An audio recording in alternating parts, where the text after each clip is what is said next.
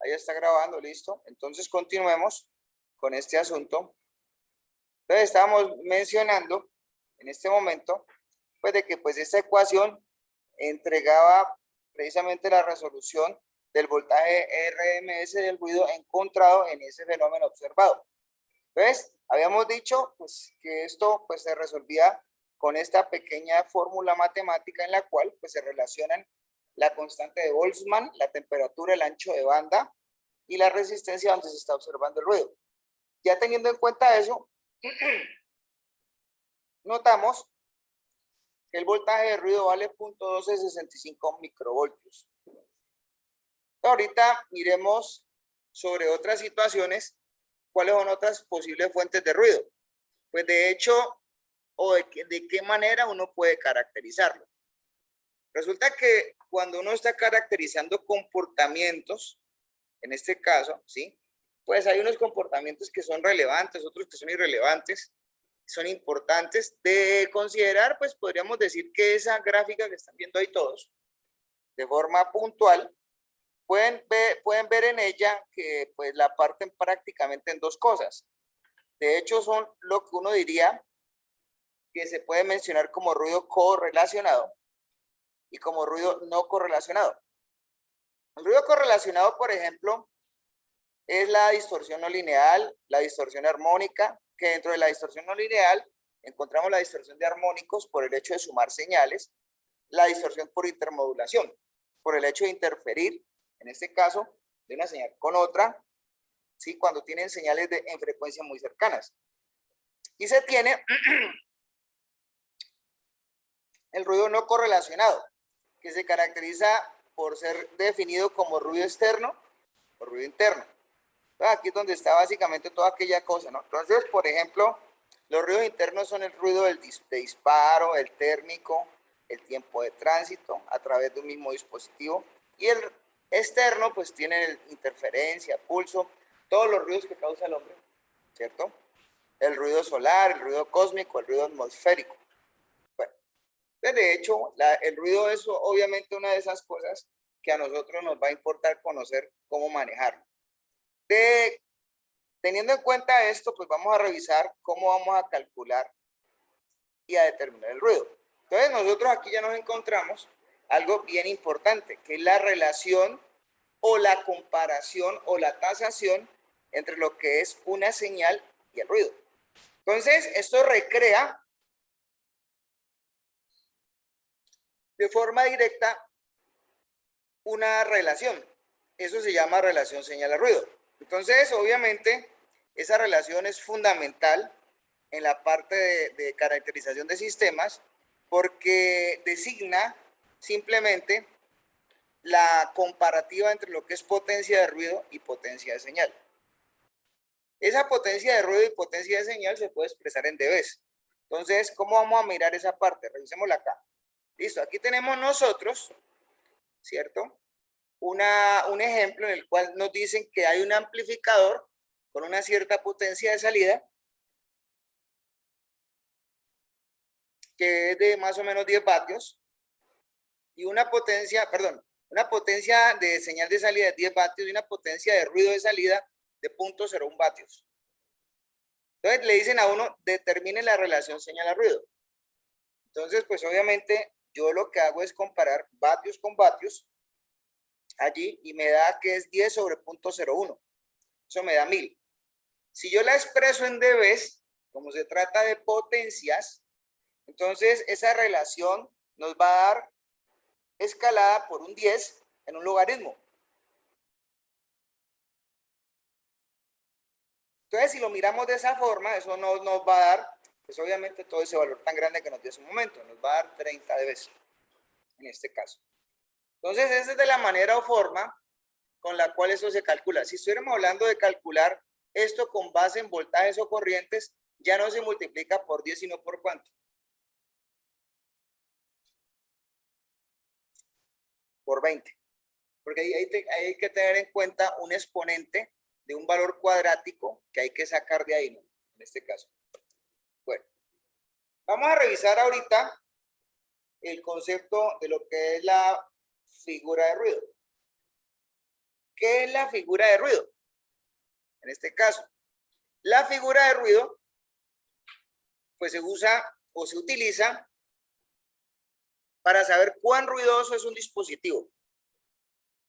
Entonces, uno escribe, por ejemplo, en este caso, que esto se puede caracterizar como la comparativa entre la relación señal a ruido de entrada y la relación señal a ruido de salida. Entonces, eso es lo que nos está diciendo allí, ¿ya? Entonces, ese término S sub I, N sub I, S sub 0, N sub 0, es lo que normalmente la gente le denomina el factor de ruido. ¿Ya? Entonces, ¿qué pasa cuando ese factor de ruido vale 1? Entonces, si el factor de ruido vale 1, pues en este caso el dispositivo, pues obviamente es ideal. Eso quiere decir que la figura de ruido, ¿sí? Vale 0. ¿Ya? Pero pues esas son cosas que se calculan desde el punto de vista teórico, porque en la práctica es práctica, digamos que mejor dicho, sacarlo sería un esfuerzo más que perdido. ¿Cómo se miden estas cosas? Pues aquí en la universidad y en todo lado. Ahí hay, por ejemplo, un equipo Agilent de una cierta marca, para no mencionarla, en este caso, que permite hacer el análisis del ruido o de la figura de ruido. De hecho, pues por acá tenemos un analizador que hace básicamente lo mismo. Esos ruidos van a depender de las frecuencias también observadas, en este caso. ¿Listo? Bueno, avancemos.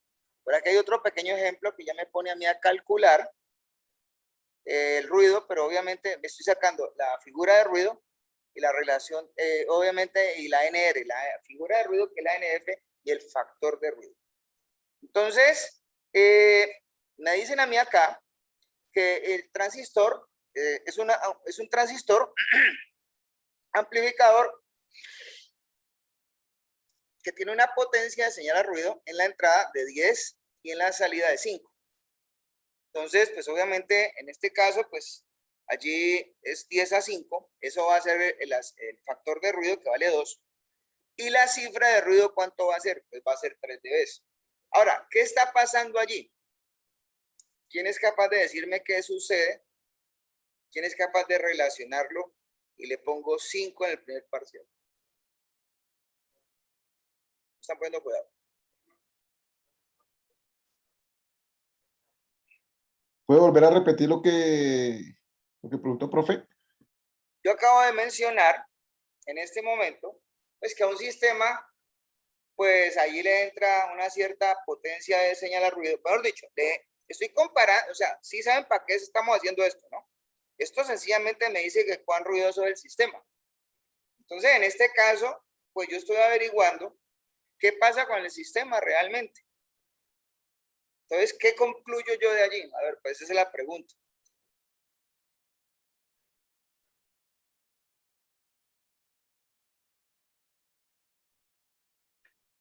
Son 3 decibelios. ¿Qué pasa? Estamos hablando de relación de señal a ruido, de unas cosas que ya vimos nosotros que llaman los decibeles, ¿cierto? Y de la caracterización misma del ruido con la figura de ruido. ¿Qué argumento yo? Ese ejemplo es característico, pero lo puse. ¿Qué dicen ingenieros? Profe, que pues de la entrada de 10 tiene la característica de que en ese sistema va a generar un ruido de 3 decibelios aproximados, ¿no?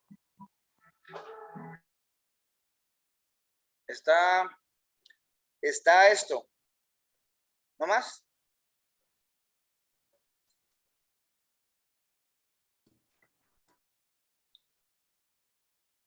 No. ¿Que sería muy ruidoso? No, pues obviamente, a ver, ahí se les van las cosas, ¿no? Yo creo que yo lo mencioné en la clase anterior. A ustedes les mencioné muy clarito, si quieren pueden buscarlo, creo, que cada vez que en potencias subimos o bajamos un factor de 3, cuando subo 3 dB, doblo la potencia. cuando bajo 3 dB, la potencia se me cae a la mitad. Y yo lo mencioné. Entonces, ¿qué pasa con el sistema? Pues ese sistema me tumba prácticamente toda, o sea, esa caja a la que está entrando la señal, me tumba la potencia a la mitad siempre, y eso se me especifica siempre en un factor de 3 dB que está aquí. Solo le di yo que estaba a nada, a este. Entonces, cada vez que ustedes observen que un sistema se cae 6 dB, sube 9 dB, revisen los múltiplos de 3. Porque resulta que precisamente esta situación es para caracterizar el sistema. Hay que caracterizarlo, ¿no? Bueno, lastimosamente.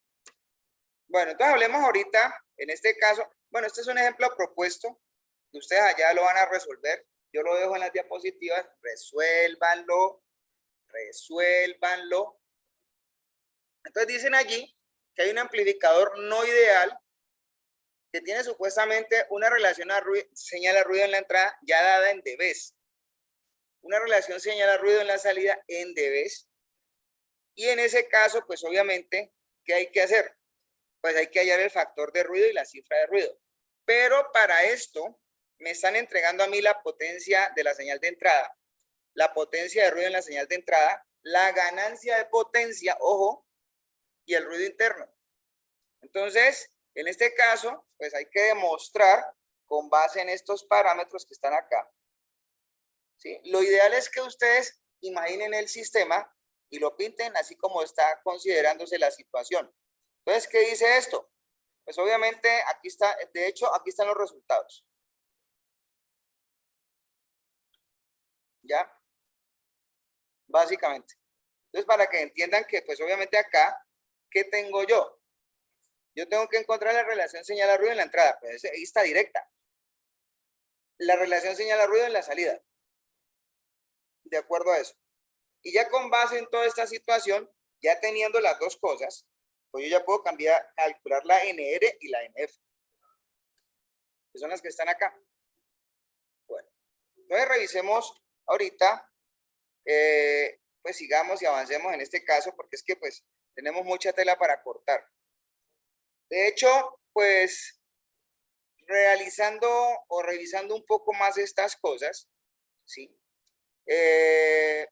Los valores típicos de las NF, en ese sentido, no solamente a nivel de dispositivos como transistores, sino que a nivel de casi que muchas situaciones en este caso, ¿sí? Se requiere una NF bastante pequeña, ¿no? Prácticamente menor a 1 dB, ya en este caso, para que de pronto consideren eso como un parámetro de escogencia de las cosas. ¿Listo? Bueno, entonces, ahorita vamos a hablar de lo que es el efecto del ruido, pero con respecto a la presencia de una cosa que se llama reactancia. Yo me imagino que ya todos saben de qué se trata una reactancia. Pues una reactancia, pues eso es algo como raro, ¿no? Porque resulta que supuestamente uno pensaría que teóricamente una reactancia no introduce ruido al sistema. Pero obviamente el cuento es que eso sí se considera que un capacitor, un inductor son ideales.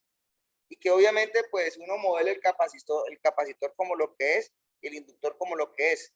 Entonces uno allí aleja matemáticamente el concepto de la resistencia, pero la realidad no es esa. ¿Ya? Entonces, el comportamiento de esto va a caracterizar ruido por el hecho de que, obviamente, esos comportamientos resistivos de estos elementos se pueden comparar con otros. Entonces, esos circuitos que nosotros a veces estamos manejando con filtrado, con inductancias, con condensadores, pues obviamente allí el ruido va a ser sus fiestas y sus agostos. Ya está acabando. Entonces, ¿eso dónde lo vamos a encontrar prácticamente nosotros? Pues en esas combinaciones de circuitos tanque, por ejemplo, los circuitos RC, LC, los RLC. Bueno, obviamente en este caso, ¿sí? Esas situaciones, de forma, los RL, básicamente, pues van a sufrir variaciones por el hecho de que el comportamiento en la frecuencia incide. Entonces, Cuando nosotros estamos hablando alrededor de ese ancho de banda característico de 3 dB, que es a donde supuestamente tiene que resonar una señal para ellos, en este caso, entonces el cálculo del ruido, debido a los elementos reactivos, en este caso, sí, obviamente, tiene que calcularse de cierta forma. Pero para eso, en este caso, el ancho de banda que se tiene que usar para esa situación, ¿cómo viene escalado? Pues escala, en este caso, por el hecho de que allí hay que considerarlo, aquí hay que considerar, perdón, un factor de pi medios, pero por el ancho de banda que se está trabajando. Ahora, si con esta situación, en este caso, pues uno puede llevar esto y extenderlo a muchas más otras cosas. Una de las cosas fundamentales es el de pensar que pues estos dispositivos no se manejan de forma aislada.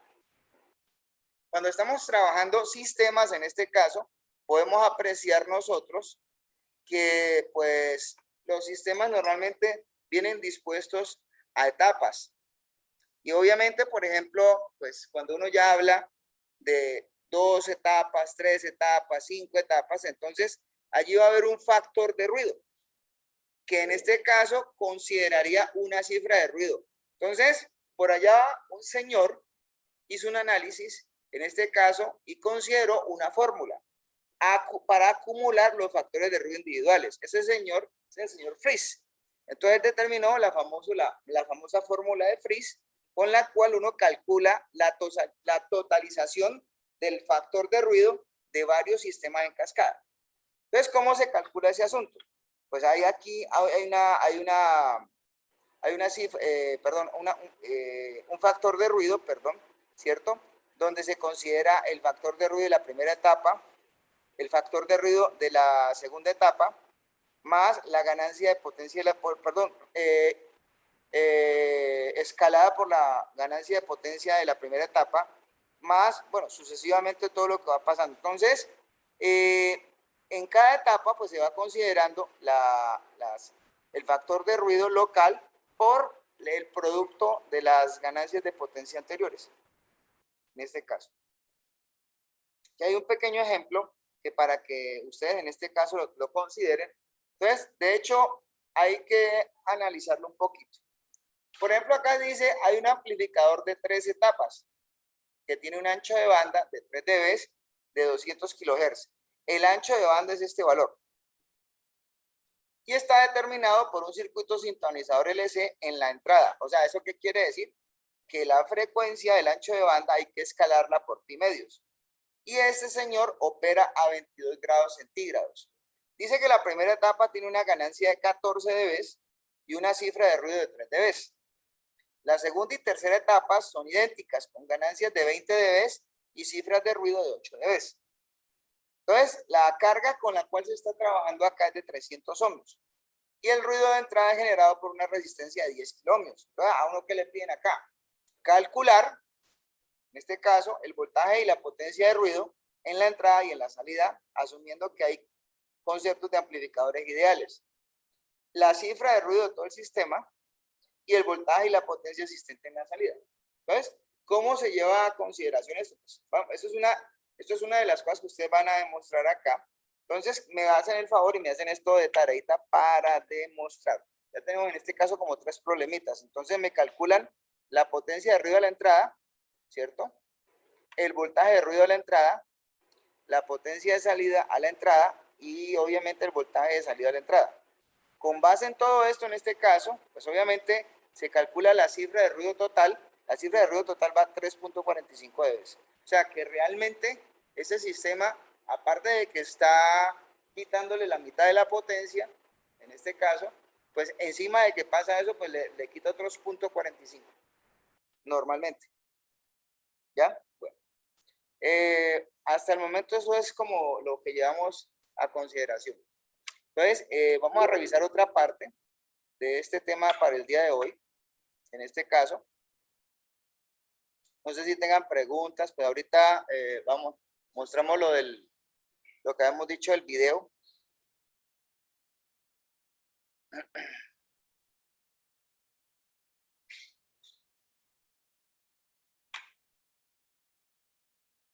Ahorita hablemos de la relación señal-ruido.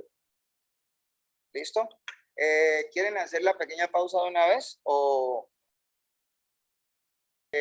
pues obviamente, pues acá pueden encontrar toda esa parte asociada acá, sobre lo que tiene que ver con la especificación y el desarrollo de las cosas, ¿sí?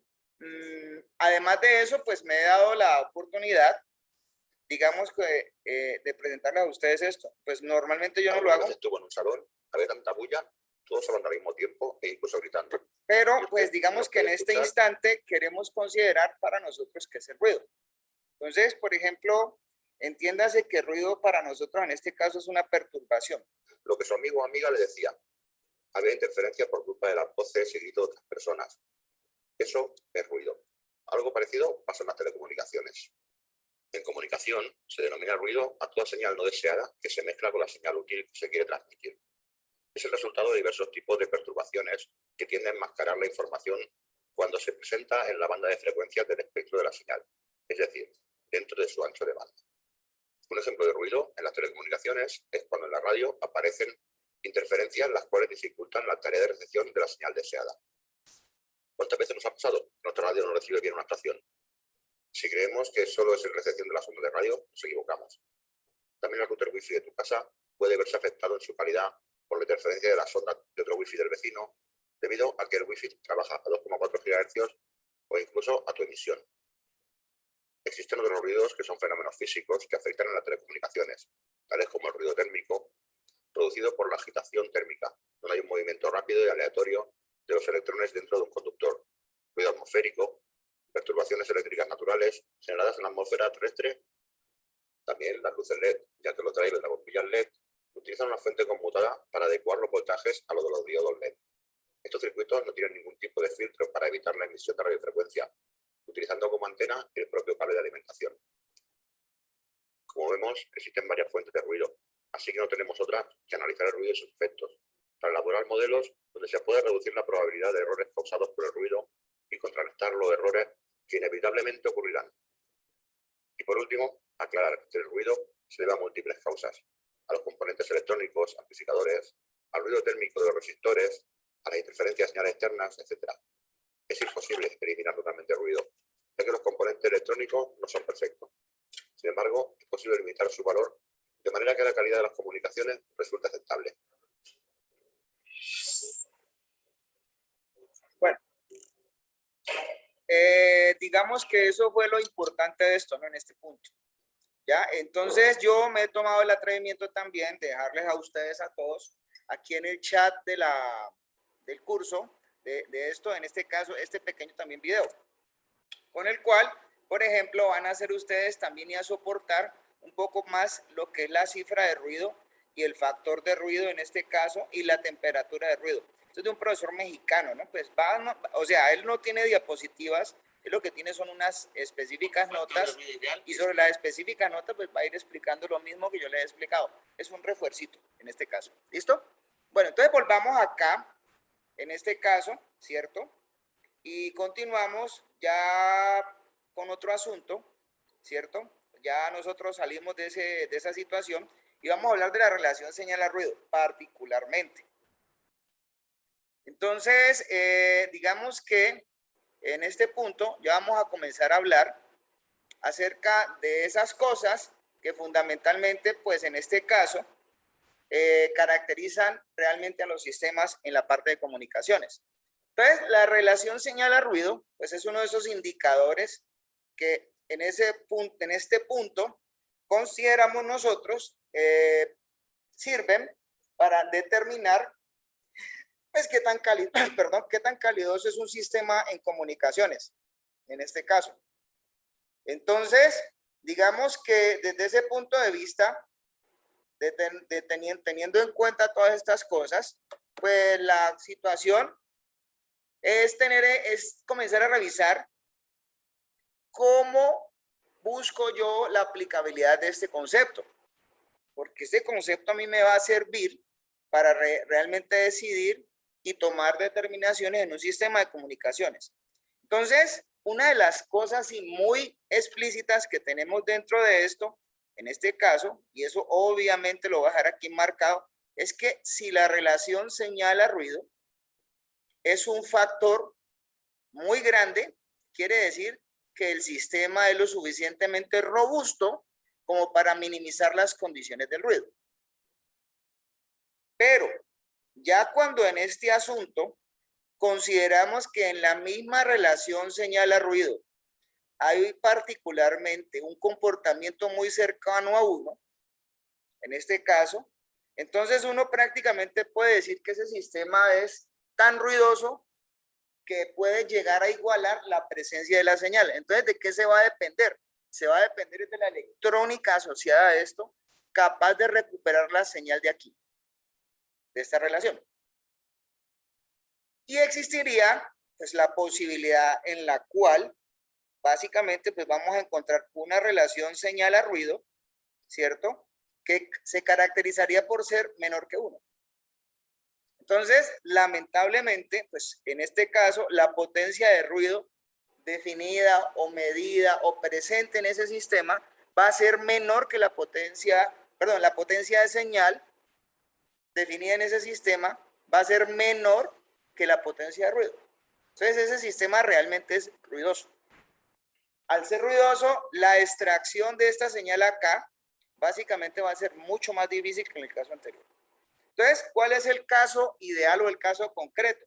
El caso ideal o el caso concreto en este caso es cuando la señal realmente muestra un comportamiento definido frente al ruido en cuanto a potencias, en este caso. Entonces, esas son de las situaciones que tenemos que tener en cuenta porque es que nosotros estamos hablando de caracterizarnos con un cociente en el cual podemos nosotros garantizar con base en la comparativa de señales qué tan útil es el sistema. Y hasta ahí, pues yo creo que ya hemos ganado muchísimo. Entonces, volvemos a, en este caso, a caracterizar las cosas, ¿cierto? Entonces, aquí, por ejemplo, comenzamos a mirar esquemas con los cuales nosotros vemos esas fuentes de ruido. Estamos haciendo prácticamente lo mismo. En este caso, por ejemplo, esta es la misma ecuación para calcular la potencia de ruido, que está la constante de Boltzmann, está la temperatura, está el ancho de banda. Entonces, esta es la potencia de ruido disponible en este caso, donde la temperatura de la fuente es la temperatura equivalente al ruido cósmico recogido por una antena, por ejemplo. Este se aplica a esta disposición. Por ejemplo, este que está acá arribita, en la parte superior de la lámina, nos habla de un ruido aplicado, supuestamente en este caso, en un sistema donde la temperatura es básicamente un resistor. O sea, aquí tenemos prácticamente es un sistema de 2 puntos, o sea, un puerto en el cual uno específicamente ve la aplicación de una fuente de señal y una resistencia. O sea, en otras palabras, esto podría ser, en este caso, también el circuito de medida de ruido presente en una misma fuente en la cual está la fuente y está su resistencia. Y está también, en este caso, esta característica que vemos por acá abajito, donde, por ejemplo, estamos considerando, en este caso, un sistema activo, ¿cierto? Estamos aplicando o revisando la potencia de ruido virtual disponible en la entrada de un sistema activo, en este caso, considerando que hay una temperatura equivalente, obviamente, que provoca precisamente, ¿cierto? Dentro de esto, en este caso, una temperatura de ruido, ¿sí? Y eso implica que hay una potencia de ruido dentro del mismo sistema. Y obviamente también está, en este caso, la potencia de ruido virtual disponible a la entrada de un dispositivo pasivo, que tiene más o menos como digamos que el mismo comportamiento que tiene el sistema activo. O sea, en otras palabras, lo que estamos es revisando lo que sucede entre un sistema activo y un sistema pasivo. Pues obviamente tienen en cuenta el comportamiento de ancho de banda tanto en el uno como en el otro.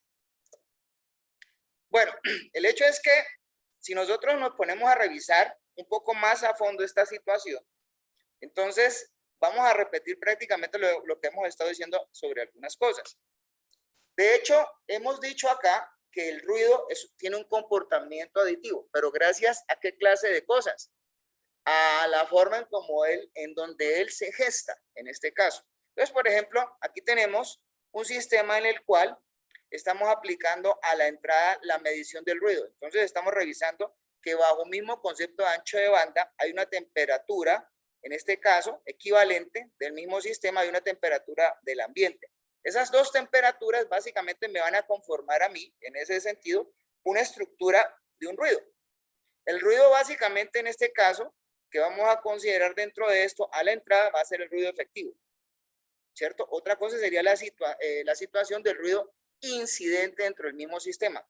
Y el ruido de salida sería la composición de ambos tipos de ruido, en los cuales, pues en este caso, lo estamos escalando por la relación de transferencia que tiene en ese momento este sistema y obviamente su ancho de banda, sus temperaturas equivalentes y su constante de Boltzmann.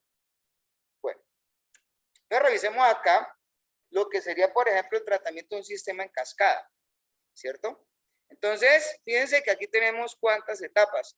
Tenemos la etapa 1, la etapa 2, la etapa 3, en este caso, donde supuestamente, pues aquí hay una ganancia, una pérdida. Entonces, obviamente, la situación involucraría saber qué tanto ruido hay a la salida. Entonces, el ruido, pues obviamente en ese sentido, ¿qué sucede con esto? Los ruidos los ruidos, en este caso, como decía el video, pues no es posible desde ese punto de vista quitarlos. Lo que uno puede hacer es reducirlos en ese orden de ideas y además de eso, en este caso, poder considerar puntualmente acá, desde ese punto de vista, que en ese orden de ideas, pues vamos a tener que aglutinar etapa por etapa lo que sucede a nivel de comportamientos. Entonces yo podría hablar y totalizar cuántos ruidos, o mejor dicho, cuál sería el ruido equivalente de todo el sistema. Entonces tenemos un ruido a la entrada por cada etapa y un ruido a la salida por cada etapa. Eso se puede totalizar en este caso. Entonces aquí, por ejemplo, tenemos la parte que tiene que ver con el punto de ruido equivalente a la entrada, en ese sentido, con la temperatura equivalente, y lo que representaría todo el sistema. O sea, todo este sistema se caracteriza en uno solo. ¿Cómo? Pues en este caso, pues el producto de las ganancias y las pérdidas involucrarían, digámoslo así, de esa forma, la consideración de cómo se abstrae el ruido, el sistema totalizado con respecto a ese comportamiento. Entonces, el ruido a la salida, ¿cómo es? Pues va a ser en este caso la consideración de lo que son, teniendo en cuenta los escalamientos de estas partes dentro de esto, en este caso, por cada una de las etapas, por el ancho de banda, por la temperatura equivalente, en este caso de ruido, y obviamente por la constante de Boltzmann. Entonces, ya la situación sería implícita y comenzar a encontrar algunas cosas, porque resulta que esta es una de las situaciones bajo las cuales uno abstrae, en este caso, la fórmula de Friese. De hecho, pues estamos partiendo de la misma premisa en la cual aquí tenemos totalizadas 3 etapas, ¿cierto? Entonces, aquí pueden ustedes apreciar un poco más qué ha sucedido etapa a etapa. Aquí está la temperatura del nivel 1, aquí está lo que supuestamente involucra el nivel 1 con la entrada del nivel 2. Aquí está la entrada del nivel 2 más lo que involucre la entrada del nivel 3 y la salida del sistema. Entonces, nosotros podemos encontrar la temperatura equivalente si nos han dado las temperaturas, en ese caso parciales, por cada una de las etapas. ¿Cómo se compone eso? Pues eso obviamente es un escalamiento, ¿no? Más o menos en este caso implicando que esto se está calculando ya no para figuras de ruido ni para cifras de ruido, sino para temperaturas finales equivalentes de un sistema. Bueno, entonces, pues estamos básicamente respondiendo o definiendo en este caso lo mismo que acabamos de mencionar. Por ejemplo, pues aquí obviamente habla de la aplicación de esto en equipos electrónicos. De hecho, pues esto es una práctica muy especificada sobre amplificadores, porque los amplificadores, aparte de que pues tienen que subir la señal o tienen que aumentar el nivel, les van a originar ruido. Entonces, en este caso, pues así como elevan la señal, elevan el ruido. O sea, un amplificador no resuelve problemas de esa clase, simplemente los aumenta.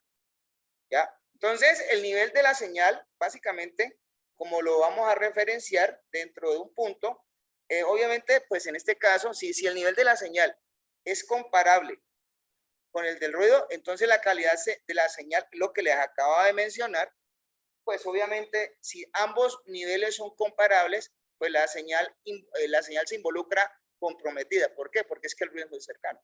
Entonces, ¿de qué se va a depender? De la electrónica, repito yo, de la sensibilidad y de ciertos factores que sean lo suficientemente aptos y capaces de poder decirle por sus características cómo extraer una señal o cómo detectarla. Aunque eso básicamente pues sería un trabajo que volvería dispendioso la implementación del mismo circuito. ¿Por qué? Porque eso que busca a la hora del T. Eso busca a la hora del T mecanismos de filtrado. Ahí es donde entra puntualmente la electrónica. En este caso. Entonces, como pueden ver, acá todos, en este caso, ¿cierto? Pues aquí tenemos básicamente de forma puntual, ¿sí? Lo que sucede con el cálculo de la cifra de ruido dada en dBs y lo que sucede en este caso, como pueden apreciar, ¿sí? Lo que pasa es que es visto desde otro punto de vista, desde otro ángulo, otro punto de vista. Fíjense que acá consideran que el factor de ruido es F, ¿cierto? No NR, y la cifra de ruido es NF. Entonces, esa es la relación señal-ruido a la entrada sobre la relación señal-ruido a la salida. En este caso. ¿Listo? Básicamente estamos hablando de lo mismo, estamos repitiéndolo. Entonces, en este caso, digámoslo acá, de forma simple, ¿cierto? Entonces, aquí tenemos nosotros considerando, ¿sí? Una relación directa, que ya no la hemos hecho, entre lo que es la temperatura equivalente y la misma frecuencia, ¿cierto? Entonces, ¿qué se busca a través del concepto de Friis? En ese caso, pues nosotros podemos prácticamente, supongamos que tenemos un sistema que va haciendo escalamiento de frecuencias, como sucede en los moduladores y demoduladores, porque eso lo vamos a ver. Resulta que yo puedo encontrar parcialmente entradas de frecuencia a un sistema y salidas al otro, desde sus puertos. ¿Eso qué quiere decir?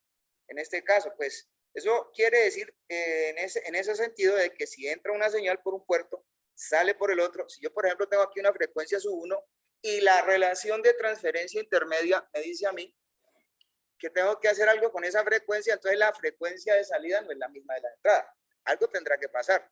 Entonces, esta fórmula de Friis precisamente me relaciona a mí la forma de extraer con base en una extrapolación del mismo concepto las frecuencias parciales que se consideran en este caso, o los anchos de banda de trabajo de cada etapa en ese caso, en un sistema que está compuesto por cascadas. Entonces, esto es lo importante de esta parte, ¿no? Para que lo tengan en cuenta. Entonces, según esto, pues la frecuencia equivalente, según la fórmula de Friis, esos son problemitas característicos que uno tiene que resolver en los sistemas de etapas. Uno podría encontrar la frecuencia de la primera etapa, o de acuerdo a la frecuencia de la primera etapa, la segunda etapa, la ganancia de la primera, la ganancia de la segunda, la ganancia de la primera y la frecuencia de la tercera, uno podría encontrar la frecuencia equivalente de respuesta final del sistema, que no debe ser la misma, ¿no? ¿Está claro para todos? ¿Preguntas? Bueno, ya básicamente lo que viene aquí a continuación, en este caso fue lo mismo que acabamos de ver. Profe, ¿el -1 de dónde viene? Señor, ¿El -1? ¿acá? Sí. No, un momentico, es que esto no es a la -1, esto no es un exponente, ¿no? En este caso, este es F2 menos 1, F3 menos 1. Mucho cuidado, ¿no? No es un exponente. De pronto, espérate, yo vuelvo y te muestro la fórmula de Friis con respecto a la otra parte que habíamos estado mirando. En este caso,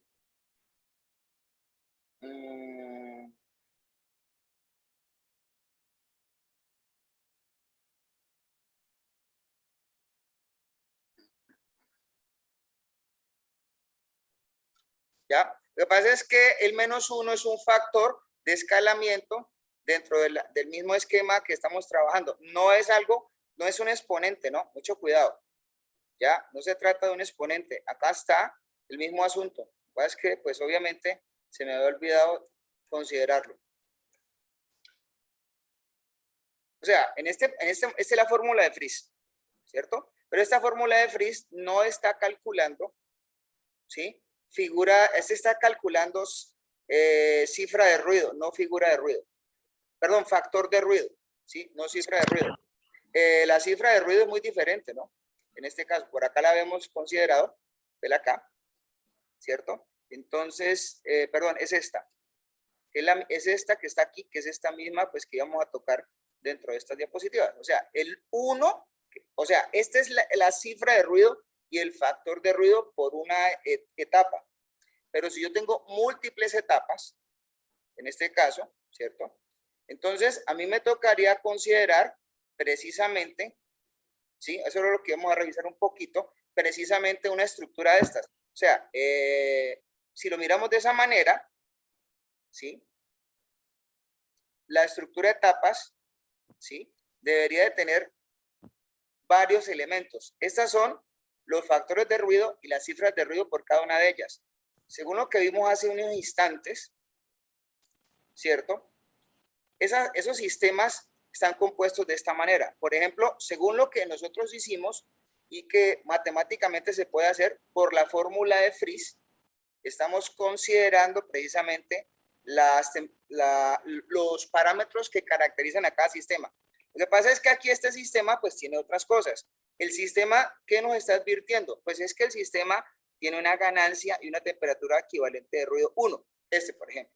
Este tiene sus propios parámetros y este tendría sus propios parámetros.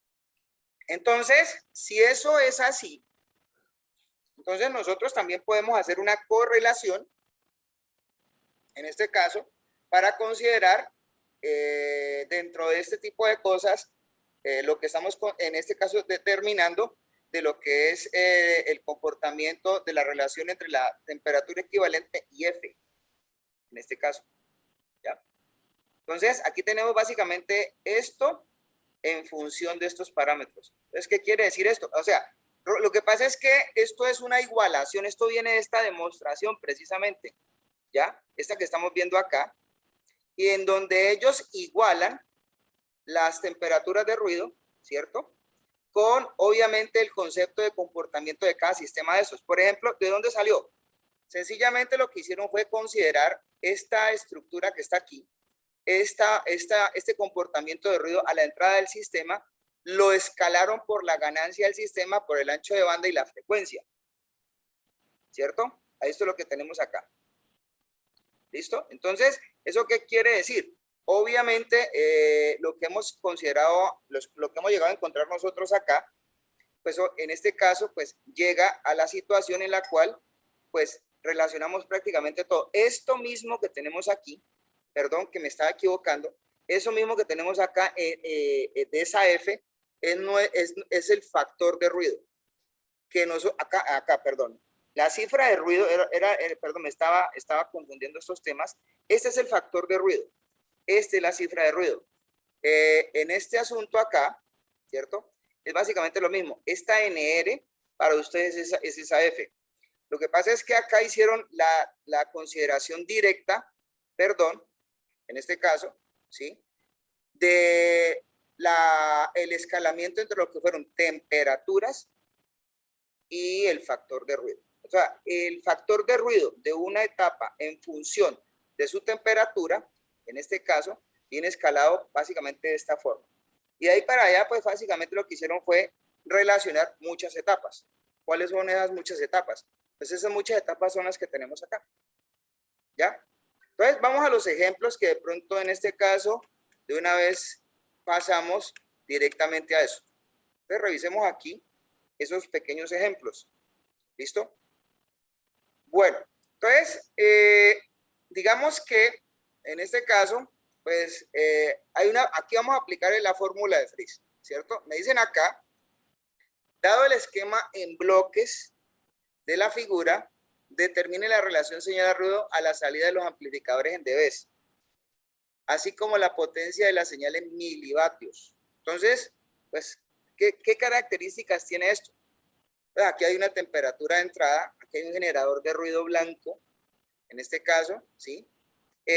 Pues obviamente, ¿qué toca comenzar a llevar a cabo acá? Pues obviamente vamos a comenzar a calcular todo. Entonces, como pueden ver, pues esta es la fórmula que recoge específicamente lo que pasa en este caso al comienzo de este sistema. Por ejemplo, obviamente aquí vemos ¿cierto? Este 320 es la temperatura de eso, o sea, este es el logaritmo de todo esto. Este es K por la temperatura, ¿cierto? Por el ancho de banda que se está manejando acá, que es 2.26 por 10 a la 6, ¿cierto? Más 10 por 10 a la 13 en este caso, que sería lo referente a esta parte de acá, ¿sí? Esto finalmente nos da menos 110.01 dBm. Eso es calculado en dBm, en este caso, ¿listo? ¿Sí? Bueno, entonces, ahorita, ¿qué me están pidiendo dentro del sistema?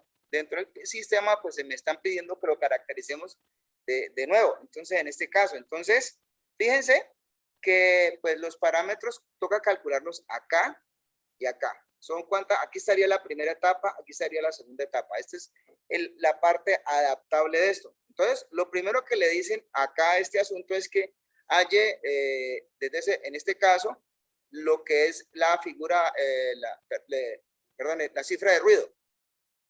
¿Ya? Perdón, la figura de ruido. Entonces, cifra de ruido, es que me confundo ahí. La cifra de ruido. La cifra de ruido básicamente tiene que ver con lo que sucede en el primer sistema y el segundo. Entonces, aquí está relacionando esto. Entonces, el factor equivalente a ese parámetro va a ser, pues obviamente, lo que se escaló acá. ¿Ya? En este caso, porque apenas fueron 2 etapas. ¿Listo? Entonces, fue la primera con respecto a la segunda. ¿Listo? Entonces, la figura de ruido equivalente, pues es el logaritmo de esto, de este valor. Es 7.01. Es lo que estamos encontrando.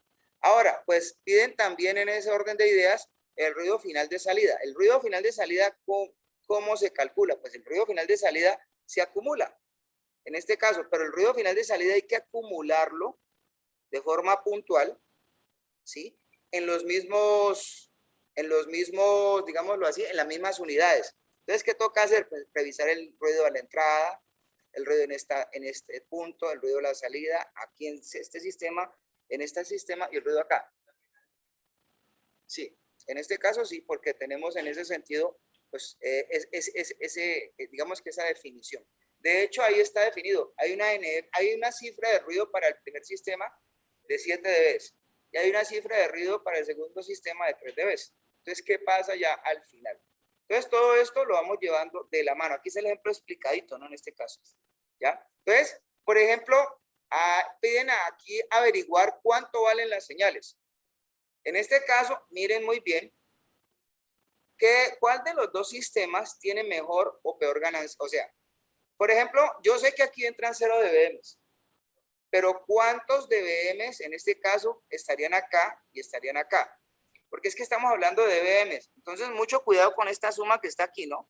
Tengan específicamente atención porque, pues, en primera instancia, habría que escalar esta cosa, en este caso.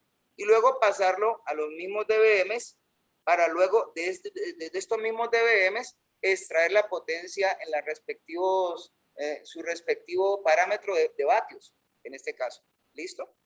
Entonces, sí. Entonces, la relación señal-ruido medida acá, ¿cuál es? Entonces, yo la puedo sacar como una resta en dBs o como una relación en vatios. Entonces, por donde ustedes lo quieran encontrar. Sí, claro. Pues para mí es que después de que uno haya sumado las señales o las potencias, ya haya tenido en cuenta todos los ruidos del sistema a lo largo de lo que es la ruta de las etapas, entonces lo que hago es quitarle a la presencia de señal la presencia de ruido. Eso es una resta. Eso es lo que se está mostrando acá, precisamente. Exactamente. O sea, lo que pasa es que tendríamos que escalar esto, ¿no? En este caso. Pero a mí me están pidiendo eso en ese punto. Por ejemplo, aquí lo están expresando en dBs, en este caso, ¿no? Bueno, ya este es otro problema que pronto sería de análisis. Entonces, dice que se tiene un receptor alimentado por un amplificador de bajo ruido ABR de ganancia 50 dBs y temperatura de ruido 90 kelvins, que tiene una figura de ruido, perdón, en este caso de 12 dBs. Aquí está todo eso especificado, ¿sí? Calcule la temperatura de ruido equivalente de la cascada de los dos elementos. Entonces, en este caso, pues tocaría revisar qué que haya hacia atrás. Entonces, el receptor básicamente es este, ¿ya? ¿Cierto? Ahí lo están pudiendo ustedes apreciar, ¿sí? Él está alimentado por un amplificador de bajo ruido, velo acá, ¿cierto? De ganancia 50 dB y temperatura de ruido 90. Tiene una cifra de ruido NFRX, él tiene esa cifra de ruido, ¿cierto? De 12 dB. Hay que calcular la temperatura equivalente de la cascada de los dos elementos. O sea, a mí me están pidiendo cuál es la temperatura totalizada, en este caso, ¿cierto? Entonces, ¿la solución cuál es? Pues ya nosotros conocemos la fórmula de Friis. Entonces, la temperatura de ruido equivalente del receptor, en este caso, ¿sí? Que es el que está acá, considerado pues a esa temperatura que está trabajando, es igual a ¿qué? Entonces, la TN sub 2, que es la que estamos evaluando desde aquí, debe de ser igual, pues obviamente a este escalamiento, ¿sí? Por la cifra de ruido. Lo que pasa es que aquí se está descomponiendo esto. Esa temperatura, ¿a qué debe ser igual? Pues obviamente va a ser igual a este factor resuelto. Ojo con esto porque esta ya la tenemos en este caso. Él acá está, ¿cierto? Que eso es un valor. Eso es un 10 a la 1.2 me parece. Entonces eso debe dar 4.306 por 10 a la menos 3 Kelvin. Recuerden que esto está dando en temperaturas. La T sub 0 también la tenemos en este caso, ¿no?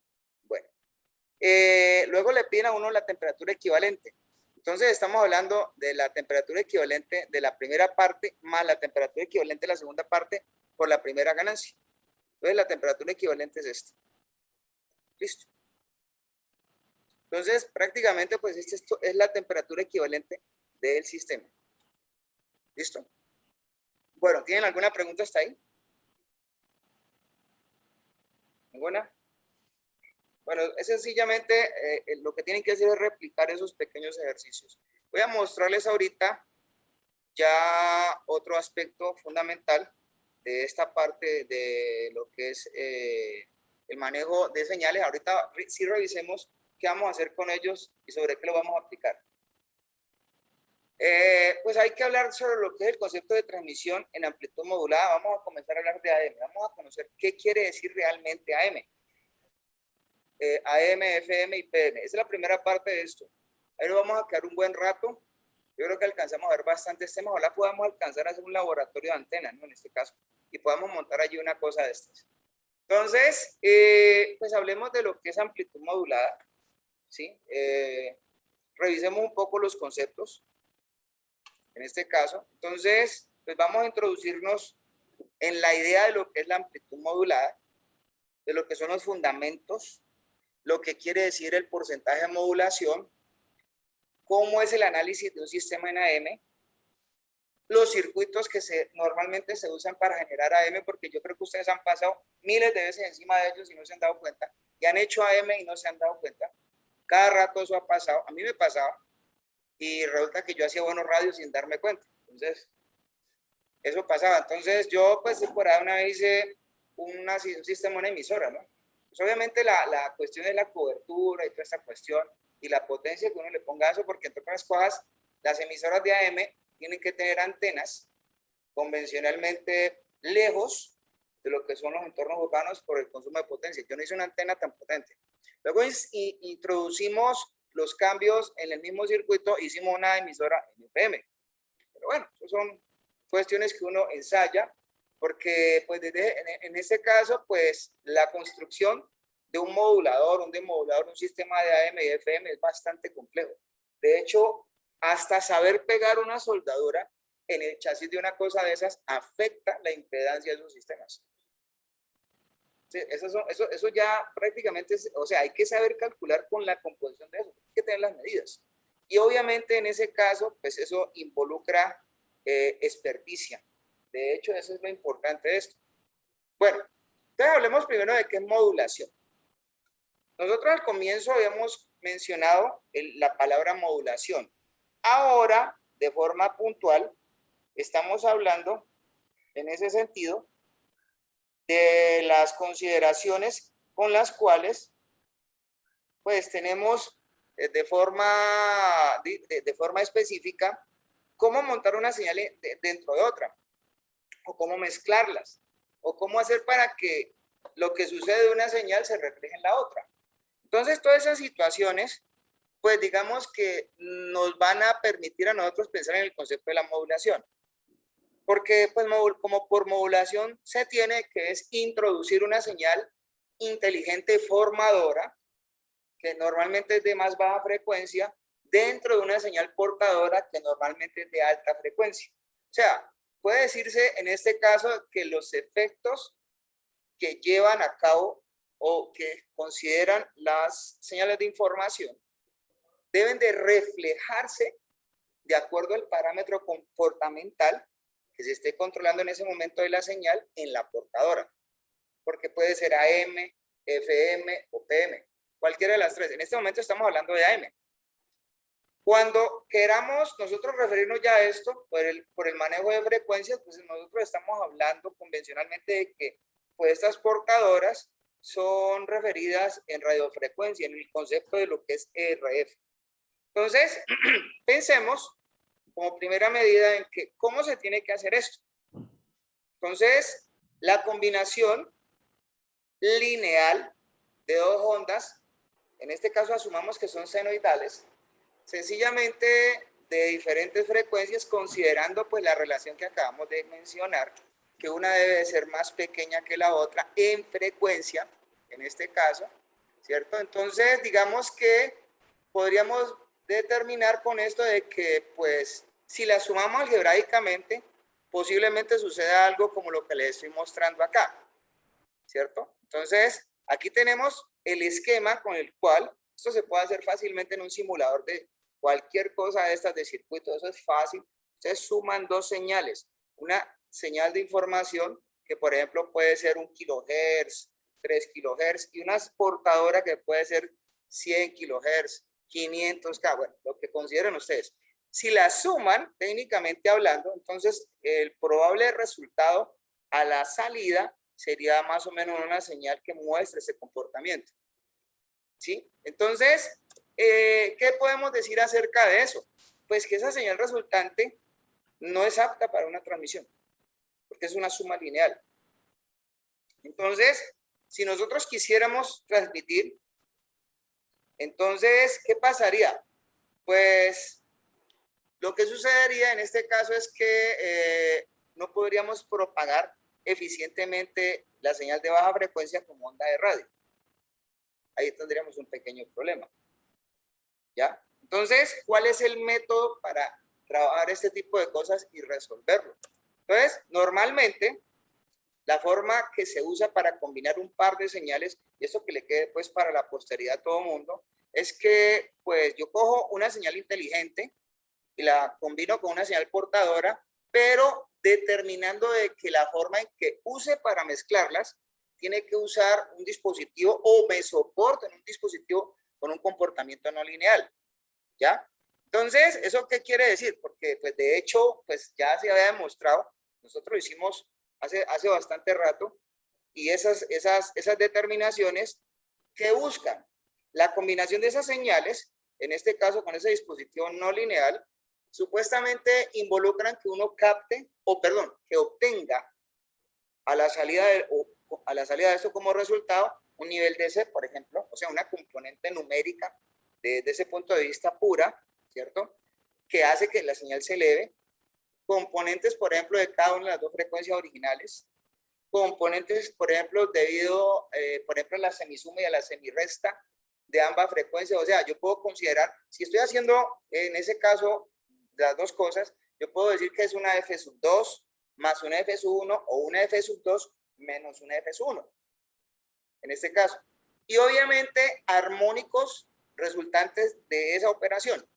Pero ¿qué pasa? Pues a mí me sirve ¿qué clase de cosas? A mí me sirve lo que se desplaza al lado y lado de la portadora, en términos generales. Entonces, ¿por qué me sirve a mí? Porque es que lo demás, pues se determinaría para mí en términos de armónicos. O sea, los múltiplos de eso ya son frecuencias para cierto concepto indeseadas. Si yo estuviera hablando del concepto de Fourier, pues yo diría, no, pues tome 20 términos al lado y lado, a ver qué pasa, y súmelos todos, porque pues obviamente estamos haciendo otras cosas diferentes a esas. Pero en el concepto de lo que es la transmisión y recepción de este tipo de ondas, pues lo mejor es como ceñirse a ese tipo de aspectos y no a los armónicos, porque es que de hecho los armónicos se me pueden ir para otro lado, se me pueden filtrar en otras partes y eso es ruido. Entonces, más o menos, para que entiendan este asunto, aquí estamos mostrando precisamente lo que hemos acabado de relatar.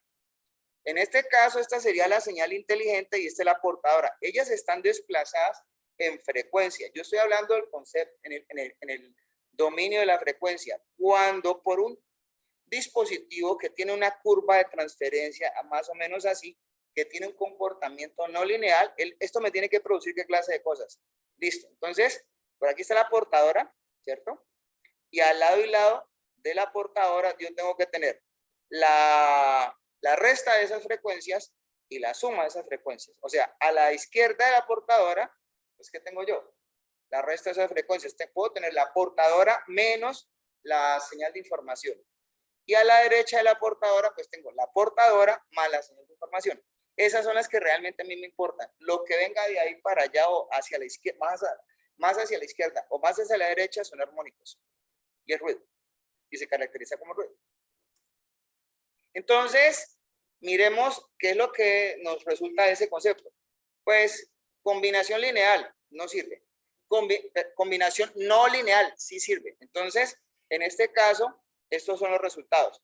Entonces, a la resta de la portadora menos la señal de información se le dice banda lateral inferior o bandas laterales inferiores. Y a la suma de la portadora más la señal de información se le dice banda lateral superior o frecuencia superior. En este caso, pues la portadora es la portadora. Y listo. Entonces revisemos un poquito a nivel gráfico qué pasa con estas cosas. Por ejemplo, aquí pueden ustedes considerar precisamente lo que les estoy mostrando.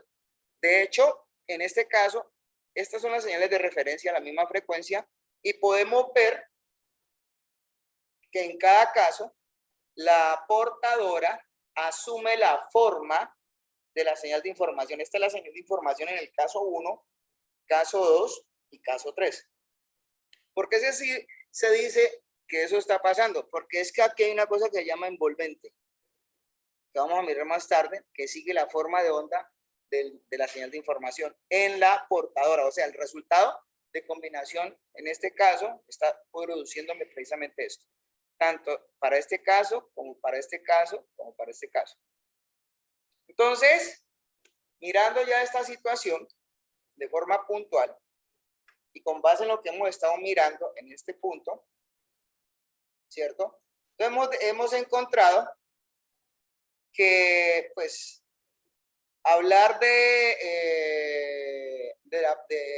una onda de AM realmente es hablar de una onda que en este caso va a estar compuesta por la afectación de una portadora por cuenta de una señal que lleva mensajes. Eso es todo. ¿Ya? Entonces, normalmente, pues, ¿cómo vamos a caracterizar una onda de AM? Una onda de AM se va a caracterizar precisamente por su comportamiento. En este caso, por ejemplo, aquí tenemos nosotros precisamente una ecuación de una onda de AM con su específica envolvente. Entonces, nosotros aquí estamos mezclando o teniendo un producto de la forma de onda de la portadora y de la señal inteligente, en este caso. Entonces, esto va a producir una suma y precisamente una diferencia entre las dos frecuencias. Esto nos va a producir a nosotros la señal de salida, el espectro de salida, ¿cierto? Aquí tenemos un gráfico en el cual, pues obviamente, aquí está la portadora, perdón, la señal de información, la que estoy señalando acá arriba, en este caso, y acá la portadora, ¿cierto? Entonces, y lo que además de eso, pues produce, en ese orden de ideas, se produce a nivel de bandas. Por ejemplo, esta sería la banda lateral inferior, ¿cierto? Como pueden ver. Y esta es la forma de onda que se asume que está resultando de esa composición. Entonces, hay que recordar que en el AM, la envolvente, ¿sí? O lo que se tiene a nivel resultante es una combinación, obviamente, en este caso, ¿sí? Mejor dicho, la envolvente muestra la forma que supuestamente el mensaje o la señal de información le da a la misma portadora. Entonces, digamos que, pues en este momento nosotros hemos estado, como dicen acá, siempre mostrando este tipo de cosas, pero pues una de las formas de modelar estos comportamientos es a partir de ondas cosenoidales o ondas senoidales. Ya, en este caso. Entonces, pero pues hay que decir las cosas, ¿no? Porque en la mayoría de los sistemas de comunicaciones, pues las señales de información, pues no son mucho más complejas, ¿cierto? Para que lo entiendan. Ahora, vamos a hablar en este momento, o vamos a mencionar lo que sucede con lo que es la voz humana. La voz humana, asociada a esto, tiene un ancho de banda de más o menos 3.3 kilohertz. Pues aquí mencionan que va desde 300 Hz a 3.3 kilohertz. Sí, en este caso. Ese es el ancho, o sea, el ancho de banda totalizado de la voz humana son más o menos 3K efectivos. Con bandas de guarda y teniendo en cuenta todo, el ancho de banda de la voz humana se refiere a 4K. Entonces, ¿eso qué quiere decir? Pues obviamente las cuestiones allí van a tener que revisar, ¿cierto? La ubicación de estos anchos de banda al lado y lado, tanto en lo que es la banda lateral superior como en la banda lateral inferior. ¿Cómo se detecta o se encuentra esto? Pues vamos a revisarlo. De hecho, aquí tenemos precisamente un dispositivo no lineal al que le introducimos una portadora de 1 MHz y dos señales de frecuencia, entra una señal de inteligente que tiene unos rangos de 300 Hz a 3.3 kilohertz. De hecho, entonces, ¿qué es lo que sucede en el dominio de la frecuencia? En el dominio de la frecuencia yo tengo algo más o menos así. Esto que está acá, como pueden ver, en este caso, ¿sí? Es la frecuencia de 999.800 Hz. Este valor que está aquí es la portadora menos esta frecuencia. Y este valor que está acá es la portadora menos esta frecuencia. O sea, ese es un ancho de banda. A la diferencia de estas dos frecuencias, pues ahí tenemos el ancho de banda de ubicación en la banda lateral superior. En la banda lateral, la banda lateral inferior. En la banda lateral superior. Entonces, este valor que está aquí ubicado, ¿cierto? Como pueden apreciar, es la suma de la portadora más esta frecuencia. Y este que está acá es la suma de la portadora más la frecuencia que está acá. O sea, más los extremos en los cuales pervive la señal de información. Entonces, aquí tenemos ancho de banda para la banda lateral inferior, ancho de banda para la banda lateral superior.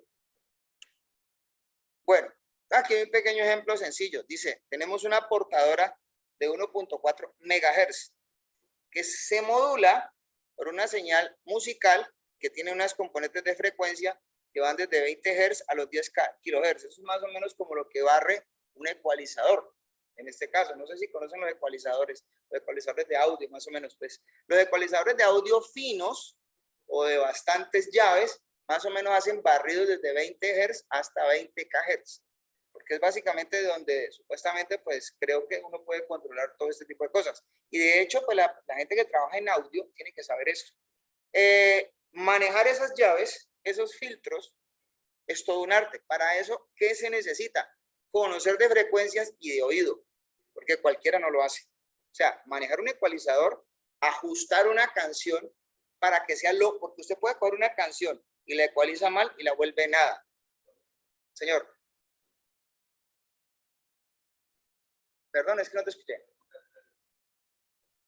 Ah, claro, es que los submarinos lo que hacen es supuestamente hacer o sea, ¿cómo funciona el sonar de un submarino? Me está hablando de eso. Entonces, el sonar de un submarino lo que hace es tener una antena que está constantemente captando cualquier cosa, cualquier movimiento que produzca, en ese caso, digamos que alteraciones.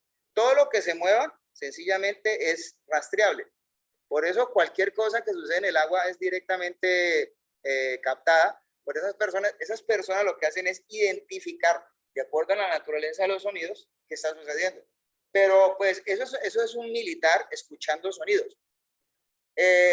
Hagamos la extrapolación de la misma cosa con un músico. De hecho, una persona, o sea, para mí actualmente no son tantos los artistas los que producen la música.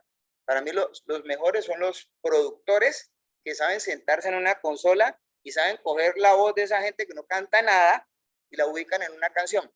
Eso sí, lo que pasa es que para uno darse cuenta de esto no es sino decirle a los cantantes actuales, digan, hagan una cosa que se llama a capela. O sea, poquitos son los cantantes que van y te salen a capela y te cantan igualito o te cantan hasta mejor, en un mejor tono que lo de lo que están las canciones, las melodías. Esas son cosas que de pronto hay que ver porque es que hoy en día todos son Eso productos ya no hay, musicales. profe.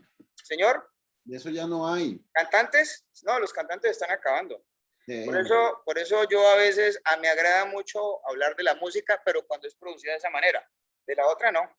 Usted por ejemplo, se podía ir a ver, o sea, cuando habían conciertos, habían unos, a ver, eso les dicen a la gente que vende, pues, el servicio del audio, los parlantes. Habían unos que hacían unos mejores servicios que otros. Se escuchaba mejor. ¿Qué pasaba? Pues todo estaba en la calidad de las consolas y en el mago que movía esa consola, porque de resto podía ser el mejor cantante del mundo, pero pues si eso sonaba estridente, feo, ¿a quién le, o sea, técnicamente hablando, ¿eso cómo se llama? Ruido. Y eso se vuelve un artista, ruido. Entonces, fíjense, la cuestión como es de importante, ¿no? Listo. Revisemos ahorita, en este caso, lo que sucede con el ejemplo. En el ejemplo, pues tenemos la portadora a la que le sumamos, en este caso, 20 Hz, y le restamos, y le sumamos la frecuencia inferior y la frecuencia superior de esa banda. Entonces nos dan estas frecuencias. Esto que tenemos aquí en este instante, como son sumas, es la banda lateral superior. A esa misma portadora le quito las frecuencias de ese ancho de banda y me producen a mí la banda lateral inferior o el ancho de la banda lateral inferior. Facilito. ¿Está claro para todos?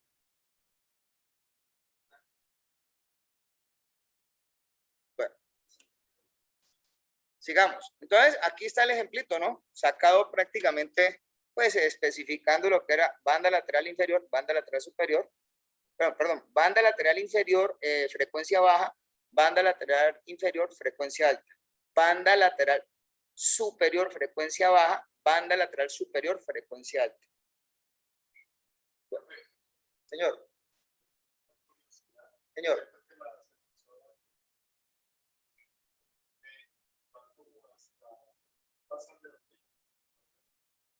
No.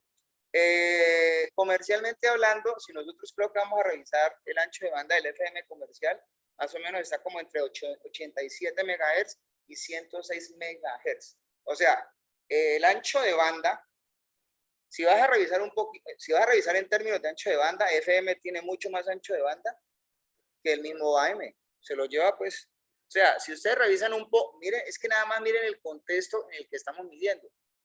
El ancho de banda de la banda de frecuencias trabajada en FM es mucho más grande que el ancho de banda definido para el AM comercial. El AM comercial está como entre 500 y 1510 más o menos, 1600. O sea, ahí tenemos más o menos como 1 megahertz. Pero esos anchos de banda manejados para AM son mucho más pequeños que hasta prácticamente los mismos anchos de banda que una sola emisora usa.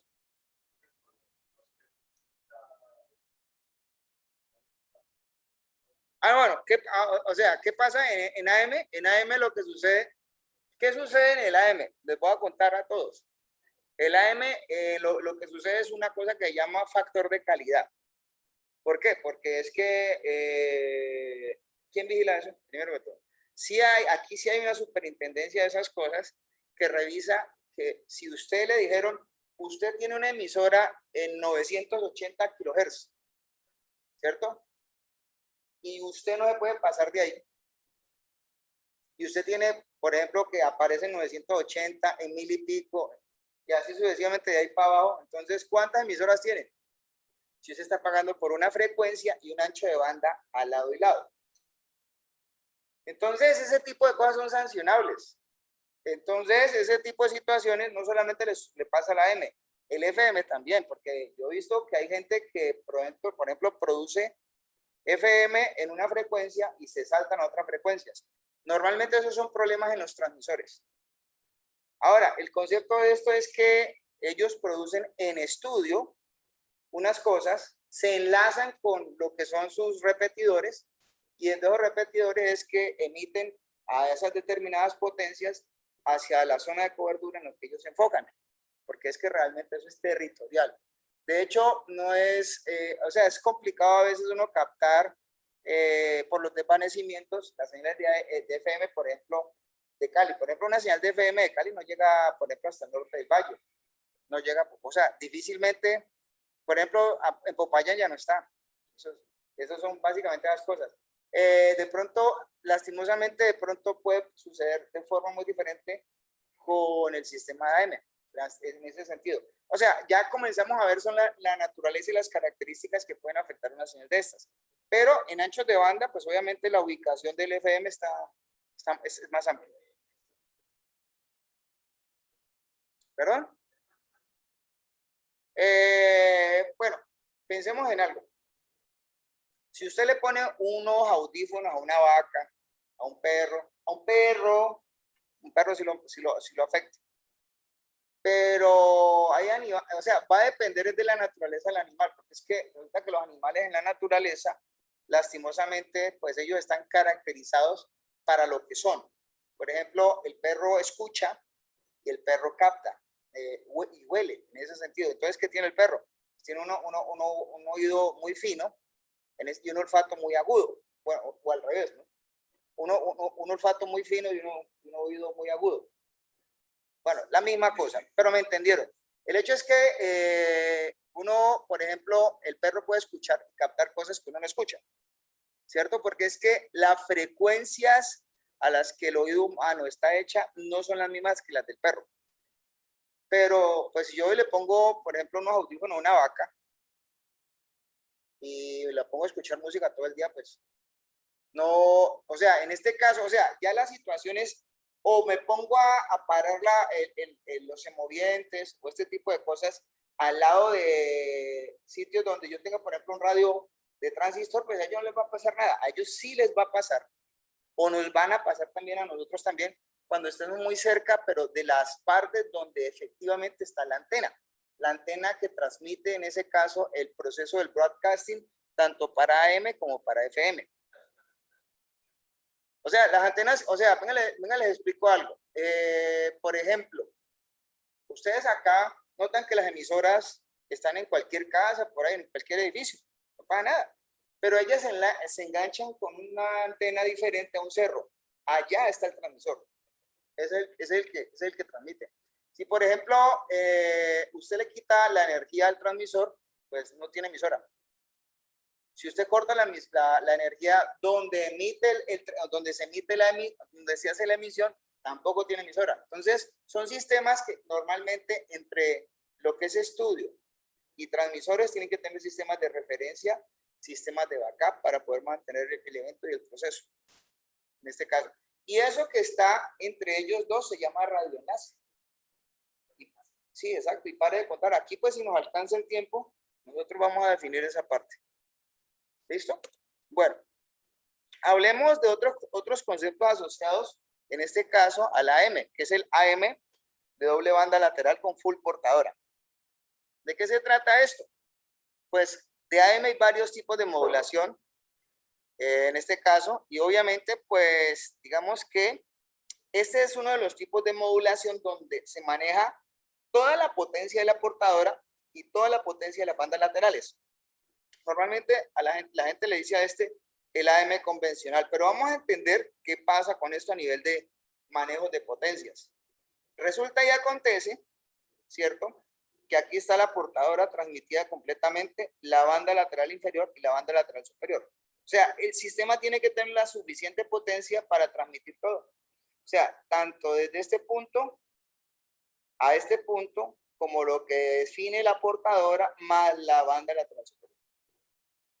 Entonces, digamos que en este caso, porque eso está hablando hoy del dominio de la frecuencia, ¿no?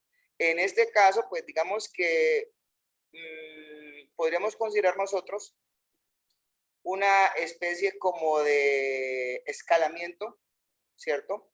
Para hablar o referirnos con respecto al comportamiento entre lo que puede suceder entre una banda lateral superior y una banda lateral inferior.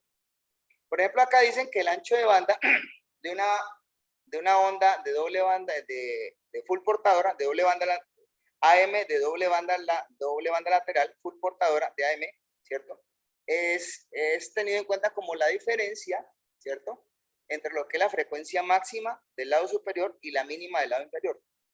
O, por ejemplo, hacen un escalamiento que puede ser 12 veces la frecuencia máxima de la señal inteligente, que es la señal modulante. Ya, en este caso. Entonces, perdón, no es 12 veces, es 2 veces, qué pena. Entonces, uno que involucra acá, en este caso, ¿por qué es 2 veces? Porque sería la resta del ancho de banda para la banda lateral inferior, en la banda lateral inferior, y la suma de esa misma frecuencia en la banda lateral superior. Entonces, sería 2 veces. Entonces, en este caso, pues digamos que son situaciones que ayudan a caracterizar precisamente la forma en cómo queremos determinar, por ejemplo, qué tratamiento le vamos a dar a esas bandas laterales, qué tratamiento le vamos a dar a la portadora, porque es que nosotros, la idea de esto pues no es producirlas, la idea de esto es propagarlas a través de la atmósfera como ondas de radio. Miremos un pequeño ejercicio, por ejemplo, que ustedes lo van a demostrar. Pues acá, por ejemplo, dicen que yo tengo un modulador de doble banda lateral con full portadora, con frecuencia de portadora de 100 kHz, ¿cierto? Y una señal inteligente con frecuencia máxima de 5 kHz. Entonces le dicen a uno, determine, pues, los límites de frecuencias de las bandas laterales. Es muy fácil. Las bandas laterales son 100 menos 5 y 100 más 5, ya. ¿Cuál es el ancho de banda? 2 veces esa frecuencia inteligente, ya resolví el problema. Las frecuencias del lado superior e inferior que se producen cuando la señal inteligente es un tono de frecuencia única de 3 kHz. Ahora, entonces, en este caso, ya no es 5, sino 3. Entonces sería, por ejemplo, en este caso, 100 más 3 y 100 menos 3. ¿Y cómo el espectro de frecuencias de salida? Entonces sería coger esas cajitas y comenzar a pintarlas con diferentes colores y las montan una sobre la otra. Eso es todo. Se supone pues que en este caso eso tienen unas respectivas amplitudes que las diferencian unas de otras. Bueno, ¿preguntas? ¿Ninguna? Entonces, vamos a mirar ahorita de este último pedazo, que es el coeficiente y el porcentaje de modulación. Entonces, de hecho, pues, desde ese punto de vista, pues el coeficiente y el porcentaje de modulación nos sirven a nosotros realmente para describir cómo cambia la amplitud de una onda de AM, ¿cierto? O sea, ¿qué quiere decir esto? Que eso es básicamente como una medida bajo la cual uno puede decir cómo se dan los cambios en una onda de AM. El porcentaje de modulación sencillamente es el mismo valor, pero pues multiplicado o expresado con un porcentaje. Matemáticamente, ¿qué es? Entonces, matemáticamente es el porcentaje de modulación es la comparativa de la amplitud de la señal inteligente con la amplitud de la portadora. Este es el coeficiente de modulación. Y el porcentaje de modulación básicamente es este mismo, pero por ciento. En este caso. ¿Sí? Entonces, ya esto pues obviamente nos va a indicar a nosotros muchas cosas. ¿Qué se supone que tenemos que hacer con esto? Pues aquí tenemos de forma gráfica, en este caso, ¿sí?, una señal de información y una portadora. ¿Qué me produjo cuando introduje la señal de información sobre la portadora? Pues esto. Geométricamente hablando, pues hay unos espacios en los cuales pues estaba la portadora en reposo y la portadora en no reposo, o sea, cuando ya ha sido afectada por la señal de información. Aquí, por ejemplo, hay una distancia, aquí hay otra distancia entre estos dos ejes, y obviamente la distancia que hay desde acá hasta acá. Eso es un lugar geométrico. Entonces, nosotros, por ejemplo, podemos asegurar que, pues, si colocamos referencialmente las medidas de esta parte, en este caso, ese porcentaje de modulación se puede encontrar como una referencia geométrica de lo que son estos puntos de referencia. Por ejemplo, aquí le han dado B menos A sobre B más A por 100. O sea, ¿qué quiere decir esto? Que en este caso, pues obviamente, se espera que el coeficiente de modulación, ¿cierto? Y el porcentaje de modulación supuestamente sufran un valor que es más pequeño en este punto, ¿cierto? que el coeficiente de modulación sea un valor un poco más pequeño que la unidad. Entonces, acá está precisamente mencionándolo, dice acá, ¿cómo se obtiene M? Pues es básicamente con respecto a eso que estamos revisando, ¿cierto? Entonces, estamos haciendo de cuenta acá que lo que se ha marcado en esa gráfica es la diferencia entre las distancias que dejaron dispuestas la señal de información y la portadora. Una vez la señal de información afecta a la portadora, la moldea. Esas distancias salen de allí. Y multiplicada, obviamente, pues estos puntos de referencia por 100 nos da el porcentaje de modulación. Ahora, un método experimental sería básicamente medirlas, en este caso, dentro de una estructura con un dispositivo. Por ejemplo, aquí mencionan que lo hagamos con un voltímetro calibrado, o sea, un osciloscopio. Bueno, consideraciones sobre esta situación.